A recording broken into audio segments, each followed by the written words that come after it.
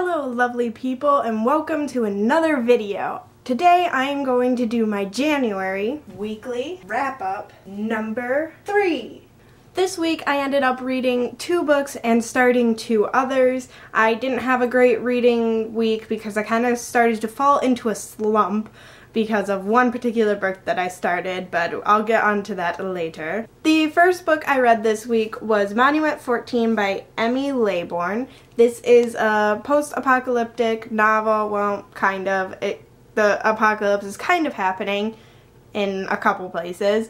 It is about a group of kids and teenagers who get trapped in a convenience store after this huge hailstorm comes and hits their town of Monument, Colorado, Monument 14, and there are 14 kids, which is why the title is called Monument 14. Then there is this leakage pretty much of this huge like company kind of thing, and they had created this gas or vapor that is supposed to be used for war, and it leaked out, so it affects everyone differently depending on your blood type, and it just goes from there. It is very fast-paced. I really enjoyed it. I mean, it's not the greatest written thing in the world, and I gave it 3 out of 5 stars, which is a really good rating for me. I really enjoyed the characters, and I am excited to see where this goes. I do have the second one, and the third one is on its way, so I'll be able to finish this series hopefully soon, if not after I come back from college, because I have to go back to college again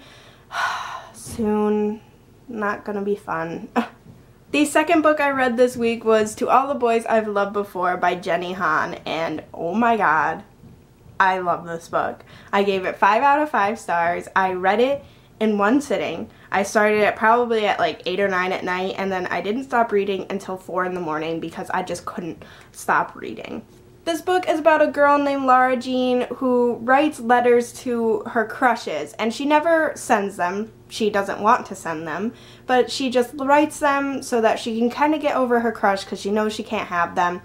And she puts them in her hat box and puts it in her closet to never be seen again. One day, her letters get sent out, and all these crushes start to come to her like, hey, what is this letter all about? And it kind of goes from there, and it is a love story, and it's cute, and Laura Jean is just the funniest character to read from. I love her point of view. I also had a lot of fangirl moments because in a matter of 5 pages, they mentioned Harry Potter, Lord of the Rings, and Game of Thrones, all in like a span of 5 pages, and I completely fell in love. Like, I love this book. If you have not read this book, you need to read it because it is absolutely freaking amazing, and I didn't realize that this is going to be like a duology companion series, so the second one is coming out I think in June, and I am so freaking excited to read it. And then onto the books I started but didn't finish this week. One I started was Lockdown: Escape from Furnace by Alexander Gordon Smith. This book was just so slow in the beginning. Like, I have about, I think, not even 100 pages left, maybe 70 or 60 pages left, but it is ridiculously slow in the beginning, and I could not get into it. I had to push myself to get into it, and it was pretty much putting me into a reading slump, which really sucked. That's why I didn't get a lot of reading done this week. But yeah, so I'm gonna finish it this week for sure, and I'll tell you my entire thoughts because it did start to pick up a little bit towards the end, which I'm happy about, but we'll see how it all goes and see what my rating is. And then the second book I started this week was A Dance with Dragons by George R. R. Martin, the 5th book in A Song of Ice and Fire series. I'm literally only on page 35, but I needed to start it. I was just having Game of Thrones withdrawal, and I needed to start this, and I only read the prologue and the first chapter with the first character. I think it was Tyrion, I want to say. Yeah, it was Tyrion.